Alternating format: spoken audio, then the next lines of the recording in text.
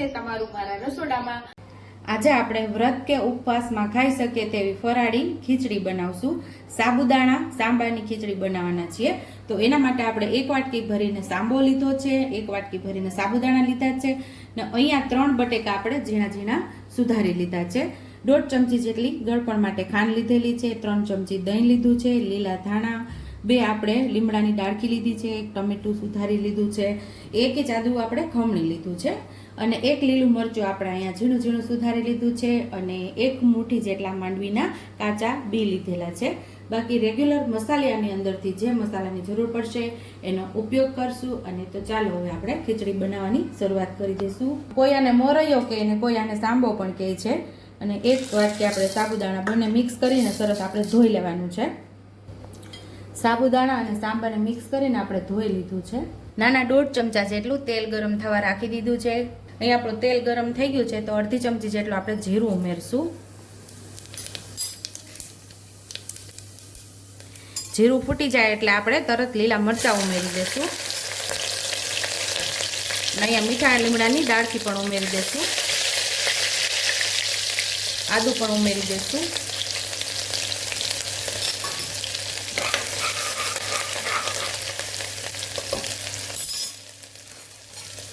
બટેકાનો વઘાર કરી દઈશું।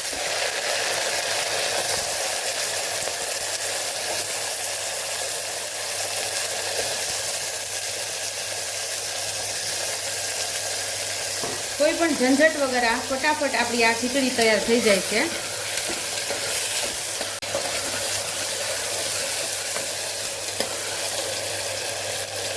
માંડવીના બી પણ ઉમેરી દઈશું।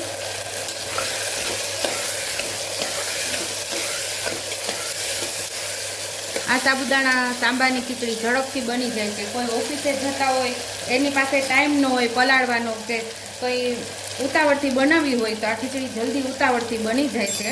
અહીંયા આપણે 3 ચમચી દહીં લીધેલું, ખાટું પણ નહીં મોડું પણ નહીં એવું દહીં લીધેલું છે, એ પણ ઉમેરી દઈશું। ટમેટું પણ ઉમેરી દઈશું, ગળપણ માટે ખાંડ લીધેલી એ પણ ઉમેરી દઈશું। સ્વાદ મુજબ આપણે મીઠું ઉમેરશું। અહીંયા આપણે મસાલા કરી લઈશું। જે મસાલા તમે ફરાળની અંદર ઉપયોગમાં ન લેતા હોય અથવા તો તમે ખાતા ન હોય ન ઉમેરો તો ચાલે અથવા તો સ્કીપ કરી દેજો। અહીંયા આપણે 1/2 ચમચી હળદર ઉમેરશું, 1 ચમચી જેટલું લાલ મરચું પાવડર, થોડા લીલા ધાણા, બધું સરસ મિક્સ કરી અને સાતળી લેવાનું છે આપણે।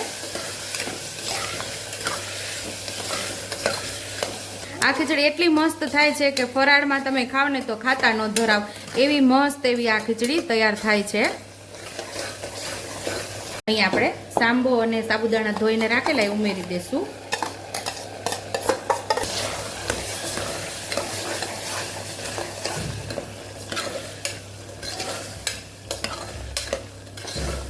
સાંબો અને સાબુદાણાને પણ સરસ આપણે મસાલા સાથે સાતળી લેવાનું છે।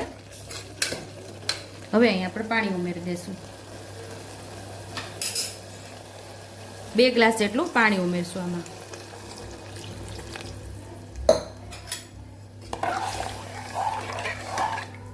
બંધ કરી અને ફાસ્ટ ગેસ ઉપર 1 સીટી ને 2 સીટી ધીમા ગેસ ઉપર આપણે લઈ લેશું। અહીંયા આપણે 4 સીટી થઈ ગઈ છે, હવે જોઈ લઈએ આપણે।